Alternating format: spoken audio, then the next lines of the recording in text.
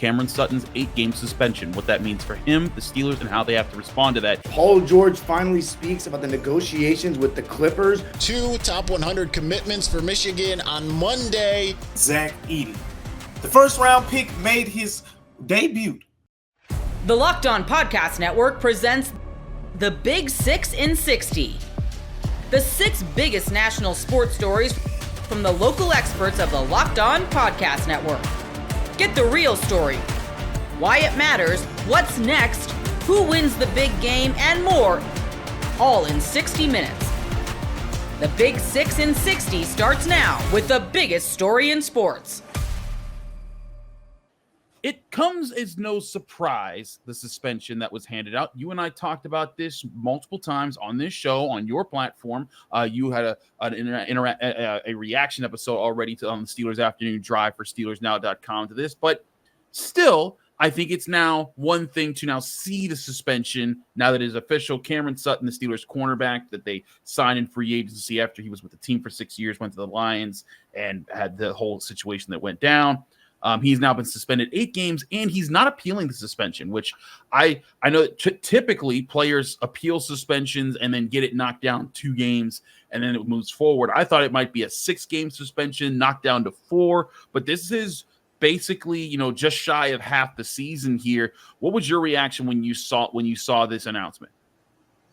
Yeah, I mean, a little bit surprised, I guess. I'm with you. I thought it would be more like 6 games than 8 games. A little surprised that he's not going to appeal it given that, but on the whole, I was pretty sure it was going to be, I was going to be really surprised if it was not the published minimum, which is 6 games. So, right. I mean, I was pretty sure it would be less than 10, 8's in there. I'm not super surprised by this. I guess I'm a little more surprised that he's not going to, pursue an appeal. But we're not privy to a lot of the details here. The NFL conducts its own investigation that sort of runs outside the legal process. And when you have the legal process end in a plea arrangement, right, a pretrial diversion arrangement, that means you never get any testimony, you never get any facts there. Right. The NFL is going to release the facts because it wants us to forget this happened as fast as we can.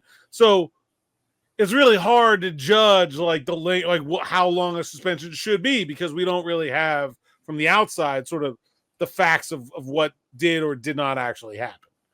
That's my stance that I've maintained all along, is that you can think one way or another, but the fact is we do not know what occurred here. And I think that if the NFL is in the same light, now the NFL has resources that you and I do not. And we've certainly seen in the past when they've known things that the public did not, and eventually it was found out what they knew, and it was bad. And it's not saying that applies to Cameron Sutton, of course, but this could be a lot of different things. The NFL could be covering their butts, being like, hey, in case something does come out, we're going to say that this shows that we took this situation seriously. And I mean, an 8-game suspension for a guy who, I don't think Cameron Sutton's ever been suspended for anything. I think if anything, he might have been fined for like a rough hit or something like that. But, so I think I saw this, like you said, 8 games. That's the only part of it. I thought, I was like, oh, it might be 6, but I'm not shocked at this at all. And I don't think the Steelers should be either, because this is what, we all knew with the NFL. They go through, they do their investigations. They're going to come out of this. And so I want to revisit this now. Knowing it now, like seeing this out, does this change your opinion of the signing at all? And say like, hey, like even beyond just the X's and O's part, the PR part of this, because now they're going to have a suspended cornerback on the roster for the first 8 weeks of the season, and he won't be able to play. Does this change? Does this actually happening and how it's been responded to? Does this change your opinion of this being a good, bad signing or what have you? Yeah, there's one more part about this punishment I want to talk about from the Cam Sutton perspective that doesn't really impact the Steelers, but I do think maybe it's a little bit of a reason why I'm surprised he got hit with the heavier end of the stick here is that, he's being suspended without pay for the first 8 games of the season, and I'm sure he doesn't want that to happen, but he already lost 2 years at $11 million a year when the Detroit Lions cut him. Yep. That was a far more significant punishment than anything that was going to come down the pike in terms of the amount of games he's missing the season. He's making the minimum. The difference between 6 games and 8 games is 50 grand or 75 grand or something like that. Like compared to what he's already gone through, that is a drop in the bucket. And so, look, I'm not justifying his actions. I'm just saying consider that when you consider the totality of the weight of the punishment that has been levied against him, is that he already lost $22 million. That's a pretty significant punishment. About the team, I don't think this makes any difference in terms of what the figured they were going to have. They figured they were getting Cam Sutton for the stretch run. Does having him against the New York Giants and New York Jets in weeks 7 and 8 really pertain to that conversation? Not really. I mean, it would have been good to have him for those weeks from the Steelers' perspective, but I don't think it's a deal breaker. You're still getting Cam Sutton for the stretch run, which is what you signed up for. You also knew you were not going to have Cam Sutton at the beginning of the year, and we're going to have somebody fill that gap. So from an on the field perspective, I don't think it makes any difference to the team. This is about where they thought they'd be, 2 weeks here or there, whatever. I don't think it's a big deal. I'm not really sure that I'm like, the perception thing is hard, right? Because I don't know. Right. I think this should have changed anyone's perception about Cam Sutton or whether it was a good idea to sign him. It's right in line with what we thought he was going to get, with what the assumed risk was. I don't know why you would think anything, more or less of the decision to sign him because his suspension came in like a wee bit higher than we thought it was going to be. No, I feel you on that. And that, I guess I look at this and it's just like the reality of it hitting and it's sitting there. But I'm kind of with you, like, even because I even took some time to kind of like after the announcement, just kind of think about it and be like, all right, like, let this sink in. And I went to look around for like public responses, like how is this being responded to? And it was kind of like, this is like, all right, well, this is what we all thought was going to happen. And again, it's not like this is, the suspensions like this for conduct like this is unheard of. There's, bigger profile players that are playing right now with major profiles that have stuff like this. And I mean, look at Tyreek Hill and his past, and and not that he's escaped it, but he's playing just fine and making a lot of money. And so I also wonder if that weighed into Cameron Sutton's decision with the pretrial diversion program. Like, would if it didn't mean him, having to probably miss a whole season on top of after losing his top contract, would he have pursued this in court? Again, things we don't know because we don't have the facts of anything. But, if I'm Cameron Sutton, I'm trying to get back on the field as soon as possible. And maybe this was the only process that he had after being released from the Lions. So I think there's a lot of, again, we can only speculate as to what happened here and the reasons behind the decisions that led Cam Sutton and his team to the path that they've gone, and now the NFL making their suspension. But what we do know is that we all kind of saw this coming, and now the Steelers have to kind of lie in the bed that they've made, and that includes the spot that they have at slot cornerback, which when they signed Cameron Sutton, on paper, when you look at the depth chart, okay, he fits in right there. But now you're back to square one where you were before Cam Sutton, where you and I were talking during a lot of post-draft, post-free agency, early days of rookie camp and OTAs before they signed Cam Sutton as slot corner being one of their top needs, right up there with number 2 wide receiver.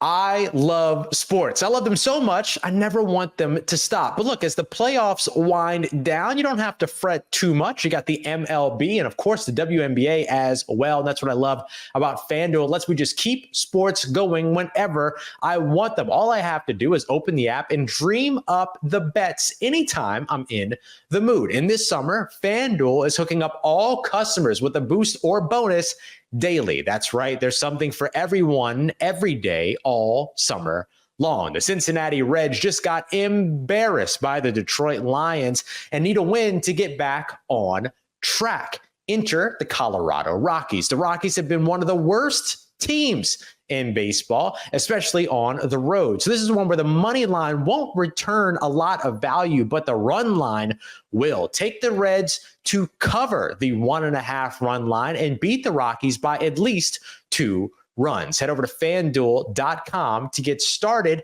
in making the most out of your summer. FanDuel, official sports betting partner of Major League Baseball. We finally got some Grizzlies basketball, and it was fun. The Grizzlies lost 97-95 against the Utah Jazz in an overtime thriller against what I feel like two of the most talented summer league rosters out there. But before we get into all that, make sure you continue to tune in to Locked On Grizzlies wherever you listen to or wherever you watch podcasts. That's Google Podcasts, Apple Podcasts, Spotify, Stitcher, wherever you listen, wherever you watch, like YouTube. Locked On Grizzlies is there. So make sure you continue to like, comment, rate, review, subscribe, and all of those good things. So all things Locked On Grizzlies. But we got to start this show talking about the big man in the middle, the number 9 overall pick for the Memphis Grizzlies that everybody had something to say about. Whether you liked the pick, like some of you did, whether you were meh, like some of us were, or you like Kristen Peak, who Joe Mullinax doesn't really just think too fondly of, when she said this is one of the worst picks she's ever seen. Zach Edey had something to prove in his first matchup. Not just because it was his debut game and he's playing with the Grizzlies and all that, but across from him was Walker Kessler, starting center, Utah Jazz. This isn't just any other big. Walker Kessler has averaged 2.4 blocks through his first 2 NBA seasons. He's entering his 3rd NBA season, and he's playing summer league basketball. And he's a player who has played decently well in the NBA. Again, 2.4 blocks per game over the last 2 seasons. That's 2nd in the entire league over that stretch. So you're talking about one of the league's best shot blockers, another 7-footer. And welcome to the NBA, Zach Edey. That's your first matchup. Zach Edey had more points than him. Zach Edey had more rebounds than him. Didn't have more blocks. I think Walker Kessler finished with 5 blocks. Zach Edey finished with 4. But 4 was plenty enough for me to see enough in this game from Zach Edey. So let's get into his performance a little bit throughout this game. Again, the Grizzlies lost 97-95. Recapping the game a little bit, it was 90-90 going into the overtime period. So how a summer league overtime period works right now is there's a target score. And the target score is 7 points in overtime. So since the game was tied at 90, the first team to 97 would win the game. It was 95-95 when Keontae George got to the free throw line, which was a common theme throughout the game. I mean, he only shot 5 of 21, but he finished with 30 points because he got a lot of free throw attempts, and he made a lot of them as well. But Keontae George got to the free throw line, nailed his last 2 free throw attempts. Jazz win 97-95. But what transpired in between that time, starting with Zach Edey, because that's what we're going to focus on in the first segment. If you're not watching on YouTube, the segment breakdown, we're going to talk about Scottie Pippen Jr. a lot in our second segment. I got a lot to say about not just his performance, but a big picture thing that a lot of you might want to hear. And then third segment, another big picture takeaway, more so on Gigi Jackson. I think that's going to be a great conversation as well. So make sure you stay tuned for both of those things as we get into them later on in the show. But starting with Zach Edey, we saw everything we needed to see in one game. He set some hard screens. I mean, early in the game, there was a mid-range free throw line jumper. You go watch one of Scottie Pippen Jr.'s first baskets of the game where Zach Edey sets a screen for him near the three-point line and creates so much space. Scottie Pippen Jr. is basically freely moving from the three-point line all the way up to the free throw line. And it was a layup type shot for him. He knocked it down, wasn't contested, wide open. And I'm just thinking like, man, eventually that's going to be John Morant. Teams ain't going to leave him open in that situation. He's going to be able to dump it off to Edey for the easiest dunk in the world. Or he's going to be able to kick it to Desmond Bane in the corner or Marcus Smart in the corner or Vince Williams in the corner for the easiest shot imaginable. So, I mean, watching Zach Edey, all 7'4", 300 pounds of him, set screens and just create so much space for Scottie Pippen Jr. in this game was noteworthy to me. But it wasn't just that. I mean, the big man dived on the floor, for a loose ball. He even got his hands dirty. He got a double technical with Keontae George of the Utah Jazz in the second quarter. I think Bryce Sensabaugh knocked down Jake LaRavia on the floor, and Zach Edey was the first player over there, and he gave Sensabaugh a little bump, and that led to all the players coming together and whatnot, double technicals for Keontae George and Zach Edey.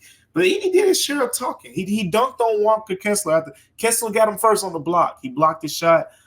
and he dunked on him right after. They got the offensive board, dunked on him, and put his hand on his head, which is, if you're not familiar, that's the on his top celebration when that a lot of the guys use when they dunk on players.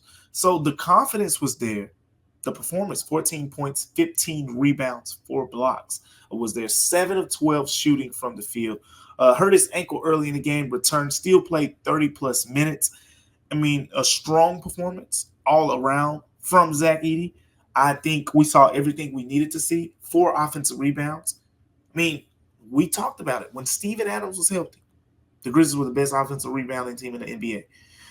Now, first game, you see this guy get 4 offensive boards, none bigger than the one at the end of regulation. The Grizzlies were down 90-88. And before that offensive rebound, by the way, he had arguably his worst play of the game. Zach Edey, with the Grizzlies down 1 point, had a chance for a wide-open putback dunk, and he missed it. It clanked off the back iron as he tried to put it back. It would have put the Grizzlies up 1 with less than 10 seconds left. Missed the wide open dunk. And at the time, I'm thinking, man, this is going to overshadow his performance, which at the time, I think he had 12 points, 12 boards. So I was like, this is going to overshadow a double-double for him. But the Grizzlies ended up being down 2 a little bit later in the game, 90-88. And it was, I think, 0.8 seconds left. So at that time, Memphis knew that, hey, we got to get, make 1 basket and then intentionally miss the second free throw. They intentionally missed the second free throw, throw it off the backboard, and, I mean, who's there? Zach Edey moves 2 guys out of the way, tips it back in, and the Grizzlies got to overtime. So the offensive rebounding, the screen setting, the finishing around the rim.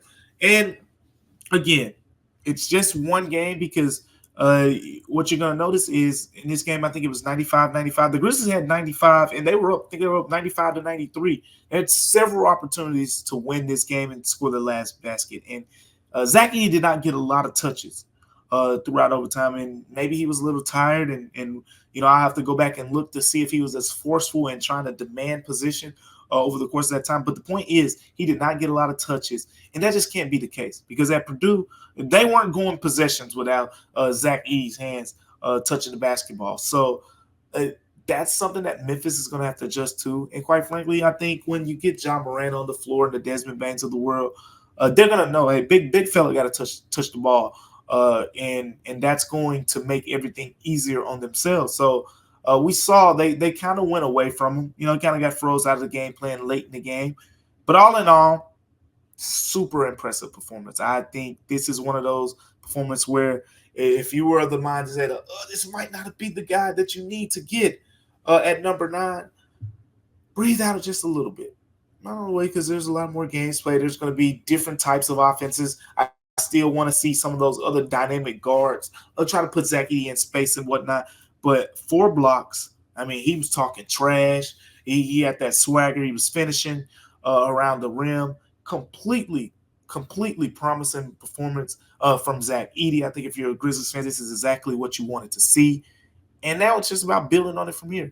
What happens next? I think the Grizzlies got to just be more forceful and getting him the ball. And we've seen the defensive impact. We've seen the rebounding. We've seen the screen setting, all the dirty work stuff he excelled at in his first game. And that's what the Grizzlies are going to need later on, especially when the real games get here come October and whatnot. I said I was going to be done with Paul George and topics related to him last week. But this was just the talk of the NBA landscape on Monday. So I just had to do an episode about it because everybody was like, when's the next Locked On? Not everybody, but some people were like, when's the next Locked On episode going to be? Like, what do you think about this, Dime? All this stuff. So we are going to talk about everything that Paul George said in that episode. I sat through the whole thing, and it was painful, but also was really great, and that's one thing I actually did enjoy about Paul George, even though there were lines from the podcast that we constantly hold against him, and I'm going to be referring to in this episode. And it did piss us off when he underperformed and then made excuses for it on his show.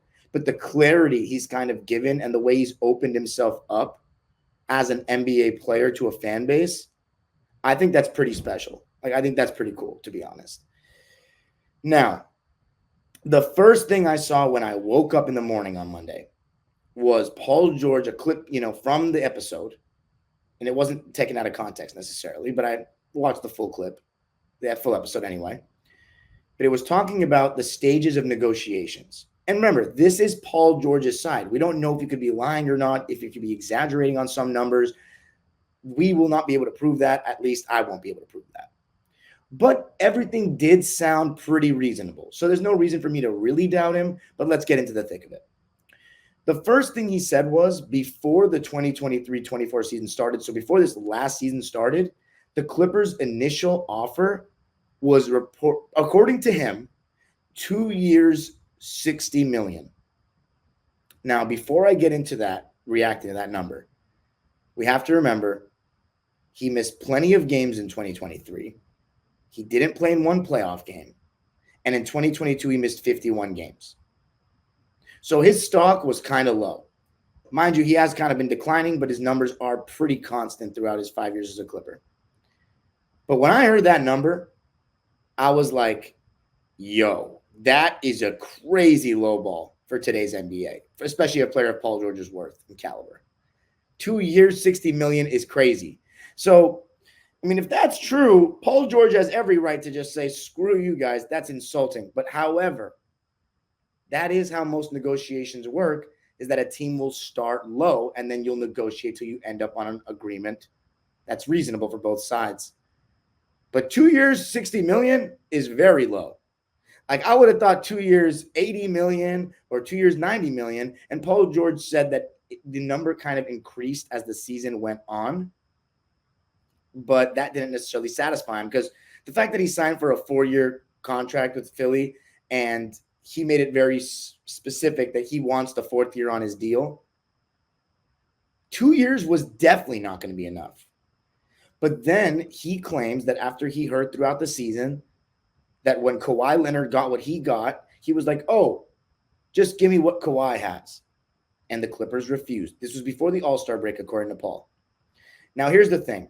That is the deal that I questioned Law Murray about when he came on the show. And I said, have the Clippers offered that deal? Because if he's saying no to the same amount of money as a guy that he has literally publicly claimed is better than him at basketball, then that's just greedy and crazy. Now, granted, go get your money in Philly if you can do it, but you're leaving behind a fan base that supported you, a place that you said you set out and said, you owe this fan base a championship. Clipper Nation, we're going to get it right. These are direct quotes. I am not really paraphrasing. Those are direct words that he said. And you came with Kawhi. We gave up the farm for you. We figured, and we showed Paul George an act of faith after he literally was awful in the bubble, awful. He had just re-signed 2 summers before. He had 2 remaining years on his contract, and we still, after he choked, he literally played awful, the worst moment of his career, we signed him to a new deal, 5-year deal, $176 million. We did that after he had played poorly for us. I remember thinking, like, he's not a free agent. He's not even a free agent next summer. Why are we doing this? And, it did work out, and it gave us a level of, collaboration with Paul. Like, look, we trust you. Even though everybody's grilling you right now, we trust you. But Paul George did not do anything for the Clippers. If you really look at it, the only thing you can say he did for the Clippers is he played through some injuries. But he was the one that requested players. He was the one that, and we gave him everything. He was the one that, contradicted himself in media quotes on the podcast. And then more than anything, just underperformed very frequently. And I questioned his effort a lot and his mentality and how much badly he wanted it. So that is tough to overlook.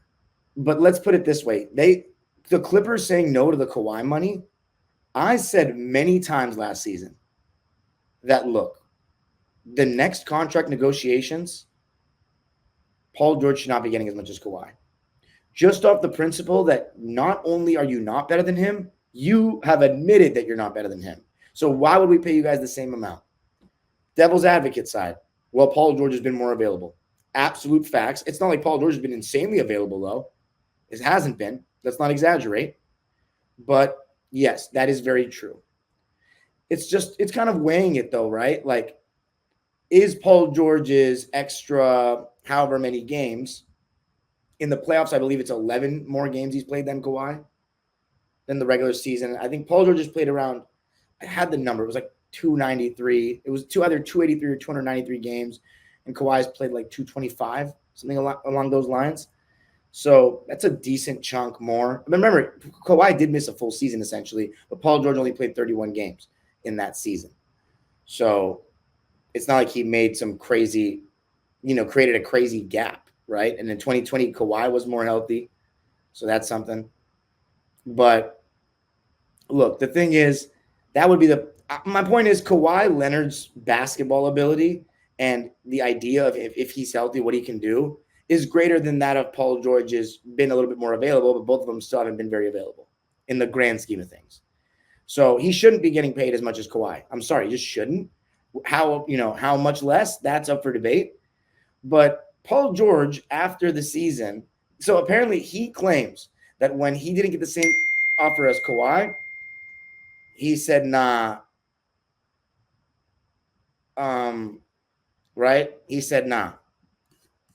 I'm going to let's talk about it at the end of the season. He said, quote, and I'm quoting from the episode. He said, starting to get into my mood. I could see it bleeding into the team. Like I was disconnected. I didn't want to blank with nobody. We'll just say I didn't want to mess with nobody. I was kind of to myself a little bit. So Paul George is actively admitting that his slump and some of the stuff that happened with him in the second half of the season was because he was disinterested and kind of butthurt essentially about the contract negotiations. You admitting that, like, it's just crazy to me, man. Like, look, I think the Clippers potentially should have not extended Kawhi at a different time than Paul. I thought that was a little weird. They found an agreement with Kawhi quicker. They wanted to lock him down and say, look, we don't want to have two tough conversations in the summer. We'll just keep it at one. Kawhi's playing super well. We want to have at least one star guaranteed headlining our new arena. But that being said, I personally don't think he should have gotten extended before he showed us a fully healthy playoffs. I think whether or not the Clippers, they would have been in a tough position this summer regardless, if Kawhi had the same opportunity as Paul to opt out. But if you just lay a line and say, look, we don't want to talk about contract extensions with you guys because you haven't finished a postseason for us together since the bubble. So let's wait till you do that, and then we'll talk extension. At what point, what is Kawhi and Paul George going to do? Ask for a trade in the middle of the season? Like, no, they're not. So, at that point, the Clippers had power, to me. So we shouldn't have – I still stand by it. We shouldn't have extended Kawhi when we did. I think we should have brought it to the offseason. But then the devil's advocate, again, I always have to look at the other side because I got no co-host here. So I'm just kind of guessing what you guys are going to say in response. But the other side is, well, what if Kawhi and Paul George team up and say, if you don't give us what we want, we will threaten to leave, and then the Clippers are left with nothing. But Kawhi doesn't want to leave. Kawhi doesn't want to leave. He walked away from a championship team. He literally was the first in NBA history to do it. So, Kawhi, it's going to take a lot before that happens, in my opinion. I think it was a gamble worth taking to wait it out to the offseason. But Paul says that he came back, and now the offer that he said he wanted, that he was okay with, the Kawhi offer, after not performing in the playoffs, he's like, nah, man, at least add a no-trade clause. Nah, the Clippers can't do that because we need to be able to trade these guys, potentially. We can't let the player have that much power where he's like, nah, if you want to trade me, I got to waive my no-trade clause, and I got to choose where you're trading me. Hell no. But then if you look at it from Paul's side, it's like, I don't want to be done like Blake Griffin. If I re-sign into an offer that I can get more in Philly, that if I give you what you want and sign for that 3-year $150 that Kawhi took, and then you guys trade me to Siberia and I have no input on it, then what have I just done? Why have I scratched your guys' back for you guys to betray me like that? And because of the Blake Griffin situation, that is valid. My personal take is that he wasn't going to get Blaked. I think it's very different. Game Time makes getting to the ballpark even faster and easier. Prices on the Game Time app actually go down the closer it gets to first pitch. With killer last-minute deals, all-in prices, and their best price guarantee, Game Time takes the guesswork out of buying tickets. They're obsessed with finding ways to help you save money on tickets. Game Time has deals on tickets right up to the start of the event. Have you heard how many times I've said the word tickets? They're obsessed with them. Find exclusive flash deals and sponsored deals on tickets for football, basketball, baseball, concerts, comedy, theater, and more. There, I said it again. And the Game Time guarantee means you'll always get the best price on tickets. If you find tickets in the same section and row for less, Game Time will credit you 110% of the difference. Take the guesswork out of buying tickets with Game Time. Download the free app and new users can get $20 off their first purchase with code Locked On. Terms apply. That's code Locked On for $20 off your first purchase with Game Time. Download the Game Time app today. Last minute tickets, the lowest price guaranteed. One commitment that was long anticipated and another that was shortly anticipated. Both came to fruition. Of course, in the interim of the last week, Michigan's lost out on a couple people. And I think that that's been obviously something that Michigan fans have been wringing their hands over, because when you start losing a Maxwell Roy to Ohio State, you lose Hardy Watts. That was, I think, this time last week. Hardy Watts goes to Wisconsin. I know there's others that I'm missing that just ended up kind of falling through the grasp, the fingertips of Michigan. Shamari Earls to Georgia. It's good to get some big wins, and big wins they did get.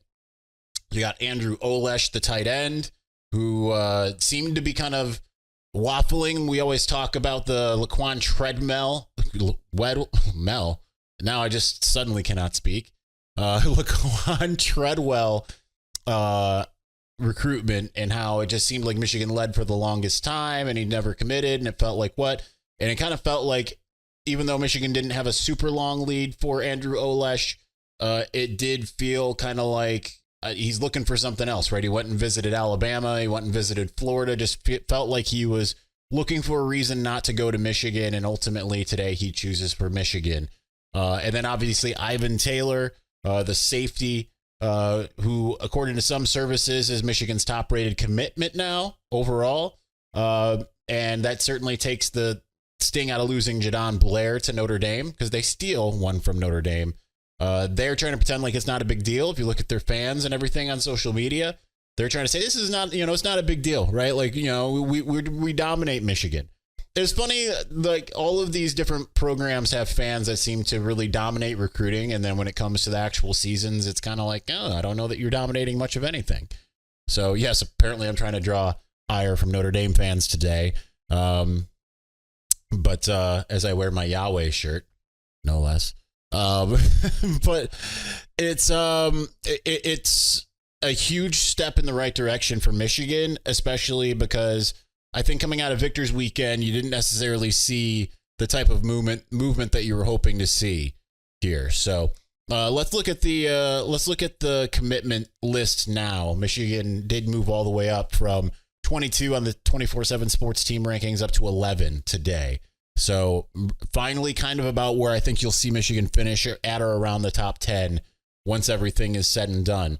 But now you've got the top two guys that you have committed in your class, according to 24/7 Sports proprietary rankings, are both your safeties, just 2 spots apart. The number 2 and number 3 safeties. Ivan Taylor at number 1, Kanewal Winston at number 2. Nate Marshall is who was not too long ago the top pledge, is number 3. Then Andrew Olesh at number 4, and then. These are all guys that Michigan's gotten since the beginning of June, which make, except, well, not Marshall. Marshall committed during spring ball, but Jalen Williams there. You've got Jacob Washington, which we can talk a little bit about the on-3 recruiting rankings changes as well. Julius Holly, another recent commitment. Donovan Johnson, Jasper Parker, who earned a 4th star, went from unrated to a 4-star. He's actually rated higher than Donovan Johnson on the on 3 rankings. So things have kind of changed in a hurry. Let's start by talking Olesh a little bit. Olesh is the number 67 player in the country, according to On 3. When you look at 24/7 Sports, I hate these little ads they throw up. Number 84 in the country. So the industry ranking is kind of dragged down by the fact that even though he's a 4-star, he is unranked, or sorry, not given a, he's unranked. A 4-star that's unranked according to Rivals. That drags him all the way down to where you see him in the composite. He's 93 in the On 3 industry ranking. And if we were to look at his 24/7 Sports composite, he's 118th overall. So Rivals really dragging him down. But Olesh is ranked 84th according to 24/7 Sports. He's the highest on 3 at number 67. and he's 106th according to ESPN. He's someone that you would expect to go to Penn State, being a Pennsylvania native. So consider this like the end to the Theo Johnson trade, right? Because Theo Johnson, who came from Windsor, Ontario, ends up going to Penn State. Then Michigan goes and gets someone that you would think would be someone that would go to Penn State coming to Michigan. 6'5", 215, a heck of an offer list. Let's just double check that real quick as well. Like I mentioned, all these teams before: Michigan, Penn State, Alabama, Florida. Florida State was in there as well. He's got offers from Auburn, Rutgers doesn't really faze me that much. Texas A&M, Miami, Tennessee, some really good schools there. No Ohio State, but you know what? Better than anyone from Ohio State, I think, has gotten. If I know they just got a tight end commitment, that's pretty good, but still. So pretty big win for Michigan to be able to get a guy like him. Pairs well with Eli Owens, who's been a vocal recruiter for Michigan, but is a 3-star tight end. Now you got a guy that you hope can kind of finish in this type of place, considering it seems like every now and again Michigan gets that guy. Like Brady Prescorn was ranked, I think, like 40th or something at the time of his commitment, and he ends up being in the hundreds by the time that everything is said and done.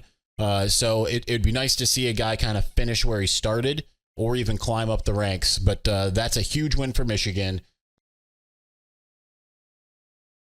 I love sports. I love them so much, I never want them to stop. But look, as the playoffs wind down, you don't have to fret too much. You got the MLB and, of course, the WNBA as well. And that's what I love about FanDuel. It lets me just keep sports going whenever I want them. All I have to do is open the app and dream up the bets anytime I'm in the mood. And this summer, FanDuel is hooking up all customers with a boost or bonus daily. That's right. There's something for everyone every day, all summer long. The Cincinnati Reds just got embarrassed by the Detroit Lions and need a win to get back on track.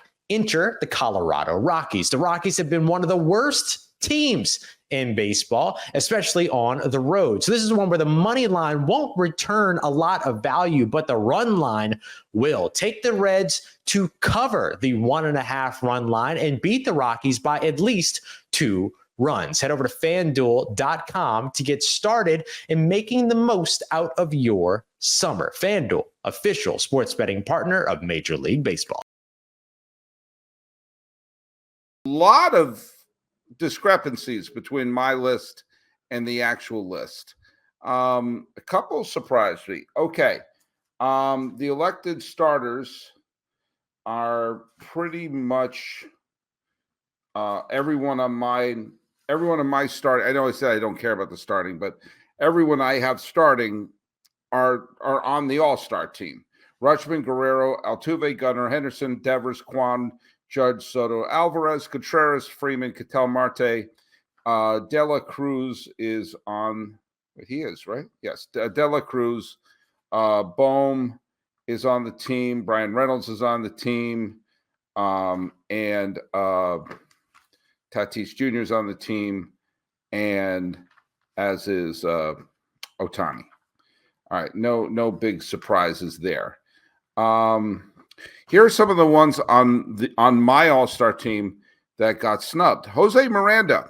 Now, maybe there was a little bit of recency bias on my part that I had Miranda on my list, as he just has been so amazing recently. They put Isaac Paredes on there instead. They don't have Jared Duran. Oh, no, I'm sorry. Jared Duran is on there. I meant to say Brent Rooker's not on the team. David Fry is instead. Now, that could go either way. I may have a little bit of bias because I see a lot more of Rooker than I do of Fry. And I've seen that Rooker is just a terrific right-handed power hitter. Fry has been very good. There was no shortage of Cleveland representatives. And quite frankly, there's 2 A's representatives.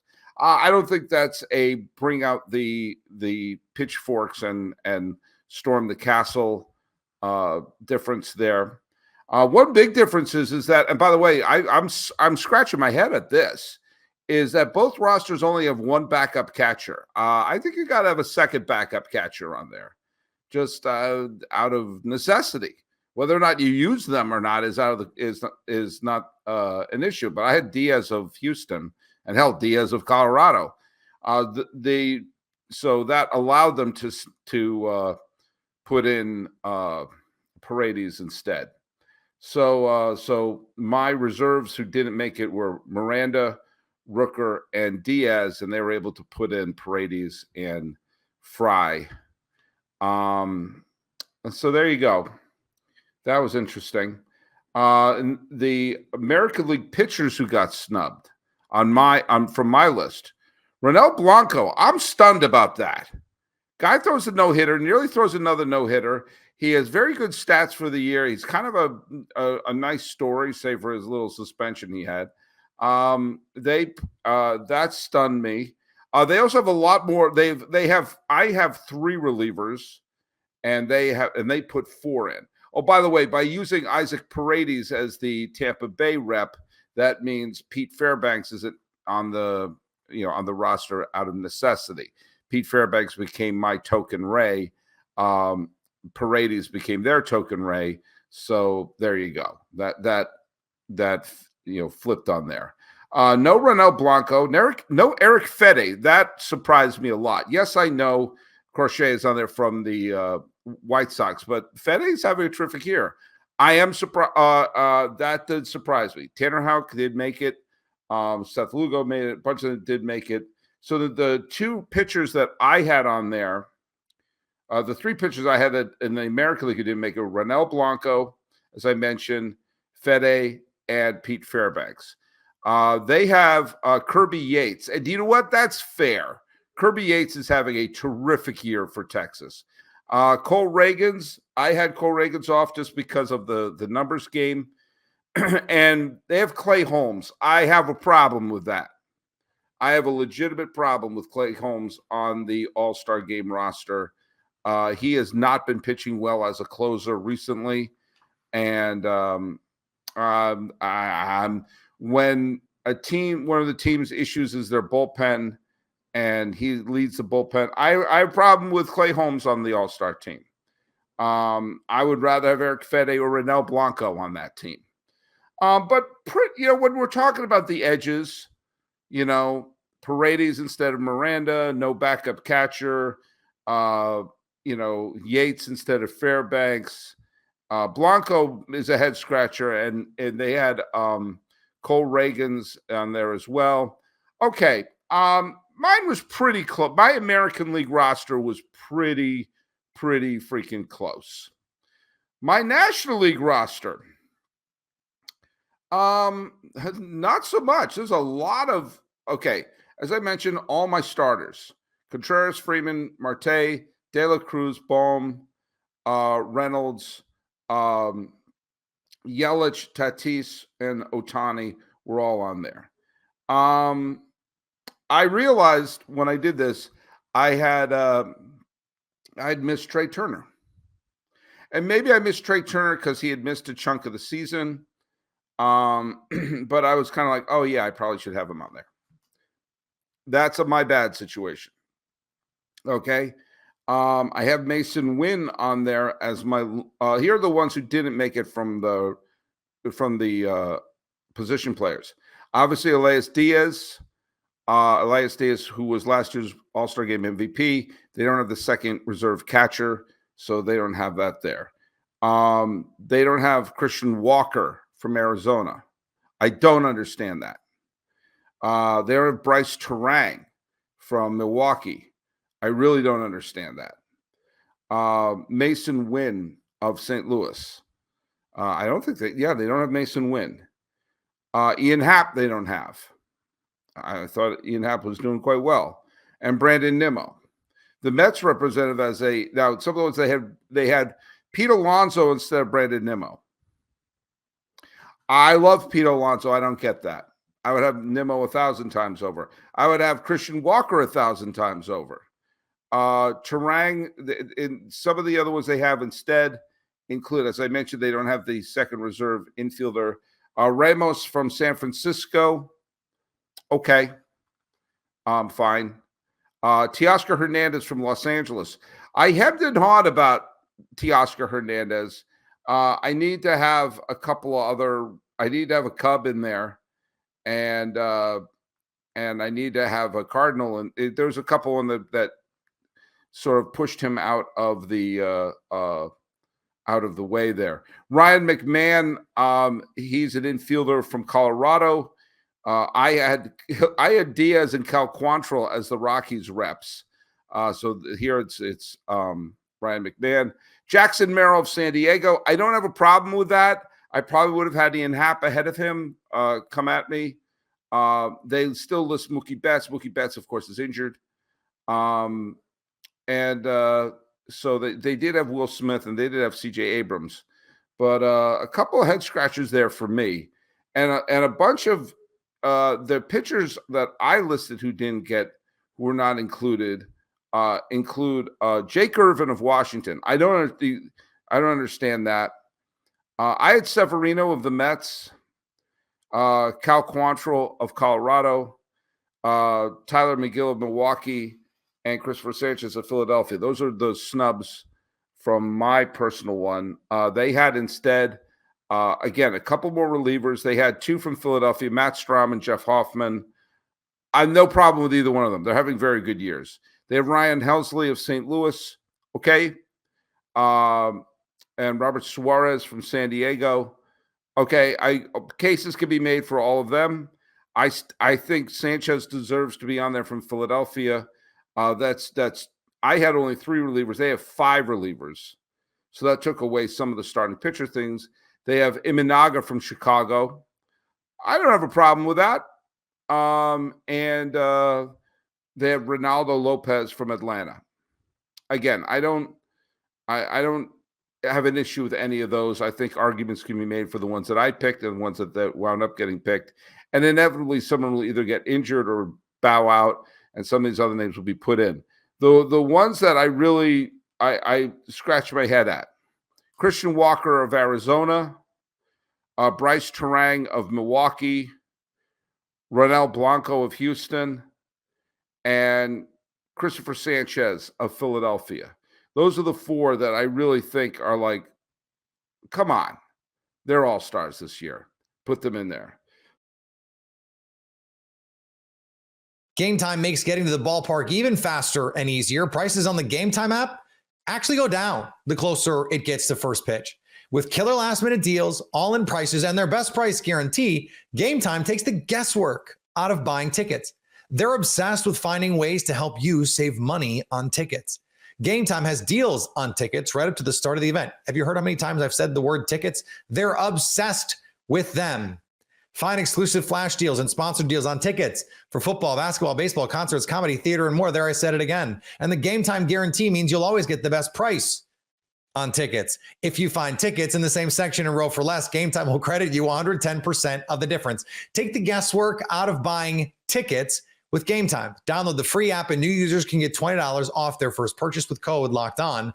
Terms apply. That's code Locked On for $20 off your first purchase with Game Time. Download the Game Time app today. Last minute tickets, the lowest price guaranteed. So in 2018, way back when, after the year that I think everybody had so much fun with this team, right? 2017 was the Baby Bombers, this fun, exciting, energetic, and tell me I'm not lying. I know Stacey's not lying. Any Yankee fan that wasn't an ultimate pessimist saw 2017 and thought, oh, they're winning a World Series by 2024. You'd have thought absolutely with the talent of that young team, there was no way they weren't going to find a way to win a World Series. That's all the way back in 2017. Well, they fire the manager after 2017 and they go forward with Aaron Boone. Yankees started 2018 50-22. And this was a team that finished with a really, really, really good record. Well, after that, they went 19-19. Not a great aftermath, but they picked it up afterwards and they finished the year with, I believe, over 100 wins. 2020, everyone remembers this year, right? They started 16-6.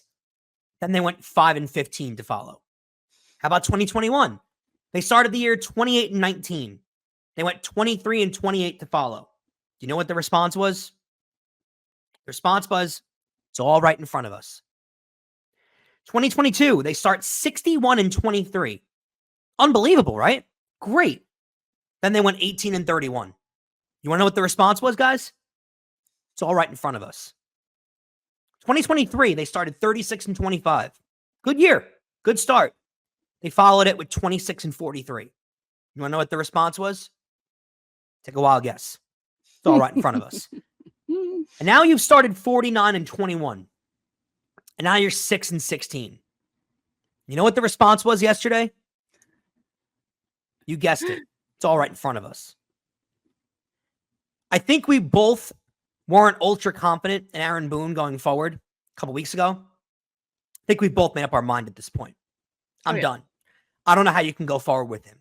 I don't know how after this many years you've seen this team falter this many times and follow up good starts with clearly once the good start happens, this locker room turns into a country club. And there's no accountability. There's no anything because, we're fine. We're making the playoffs anyway. Who cares? Clearly that's the attitude. And Stacey, I beg you, I beg any of our listeners, I beg anyone listening to the show. When was there a year that's bad with Joe Girardi? When were there times with Joe Girardi where they played this bad over a certain stretch, over a 20, 30 game stretch? Can you find that year? Because Joe Girardi had teams every single year with far less talent on them, and he never had stretches like this. There were never 5-15s, 23-20. I'm sure there were 23-28s. There were never 18-31s. There were never 26-43s. There were never 6-16s. Wasn't a thing. I get going into the Tampa series. Totally get it. I get going into the Baltimore series with Aaron Boone. There's no reason why he should be the manager after the All-Star break. There isn't. Fire him after the Baltimore series and move forward. That's your only option at this point because you need something to go jolt this team. You need something to go jolt this roster. And this manager, it's over. He doesn't have the guts. He doesn't yell at the team. He won't call a single player out. He doesn't really know how to manage a bullpen very well, we've learned. Do I need to go on? They don't steal bases. They don't try to change things up when they keep losing. They continuously keep losing games. They don't try anything new. Nothing gets tried new. He doesn't know when to take his pitchers out. He doesn't want to know when to keep pitchers in. It's all flip-flop. And you know what? I know he's supposed to be going by the book. It doesn't feel that way. It doesn't. Because there needs to be a heart in the game. And Stacey, after Luis Gil had the really good start and got out of the inning, what was the reason to put him back in? And once he got the first out of the inning, why are we still going to let him face Devers and let Devers take him deep and let Luis Gil feel like he lost in the game? Because it got Luis Gil the loss. Mm-hmm. What manager makes that decision? After Luis Gil 3 games prior had bad starts and he kind of needed to rebuild his confidence. Mm-hmm. There's no reason. And I know I went long here, but I needed to express myself because there is no reason why this manager should keep his job post All-Star break. Yeah. This next stretch, these 3 games in Tampa and 3 games in Baltimore have nightmare written all over them. Yep. Just by the way this team has played, by the way they've responded. And you had said something about how they just go in and play the same way and lose the same way. And you would think on Sunday night, with how they weren't having good at bats against Cutter Crawford, that maybe they would change their approach at the plate. Mm-hmm. No. Why would they do that?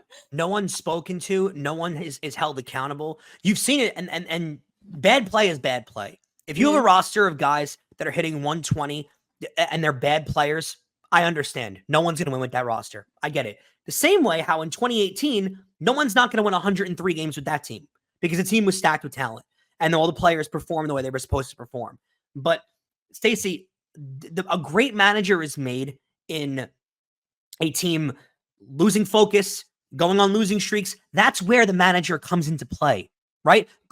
Aaron Judge is going to hit his 40 home runs. If a trash can, Oscar the Grouch, doesn't matter who it is. Whoever it is, that like Aaron Judge can hit his 40 home runs. Doesn't matter who's managing the team.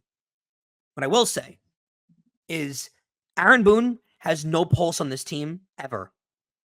When has he ever called a single player out? And if there's ever a time to call a player out, it would have been Trent Grisham at the end of last week. Explain how not. Lazy play, not a full-time player on your roster. He's a bench player, easily expendable, and the team would have got a sense out of what's going on right here. If he came to the podium immediately after the game and said, that's unacceptable, we don't play like that in the Bronx, any stupid saying other than slamming his fist on the table and acting like he has emotion. He could have said anything. It's a player it's a part-time player who's a nice fielder who made a really, really lazy play. I don't care how good of a player he is. That was a lazy play that caused a run. It was. And instead goes out there, defends the player. Defends the player. I don't know what else I can say. I don't know how many years can you keep doing this, letting this happen? I mean, what did I read you? 5 seasons? 5 seasons where they got off to electric starts and completely fell apart. Completely fell apart. And here's the standard, Stace. They didn't win a single World Series in any of these years. But you know what else they didn't win? A single AL pennant. They haven't gotten out of the ALCS in any of these years. And most of these years, they didn't get into the ALCS. That's a problem. And as, tight-knit and stagnant as Joe Girardi was for all those years, they never had stretches like this. No. They got off to plenty of good starts. They had plenty of good teams. Never got off to stretches like this. And even when they had bad teams, they weren't terrible. They were usually like kind of in it until almost the end, and then they kind of fall away like the beginning of September. They were never terrible teams. They were always like 84 and 70. Like they finished 84, 78, 83, 70, like, And my thing is, sometimes I wish Boone would be as fiery as he is with the umpires when he freaks out. When he freaks out on a bad call. Never with the players. Never. No. And I don't know how many players are going to see the way you react to an umpire and they're going to get jolted from that. But you know what does jolt players? When one of them gets called out in the public. Yeah. It worked for 80, 90 years in baseball. And I know this is a different generation of baseball player, but Billy Martin never had an issue calling out a player. Joe Torre never had an issue calling out a player. Joe Girardi never had an issue calling out a player when it was warranted. Right. Aaron Boone will never, ever call out a player. And I get not calling out Aaron Judge. I get not calling out Garrett Cole. I'm totally for that. I really am. You can't call out Trent Grisham.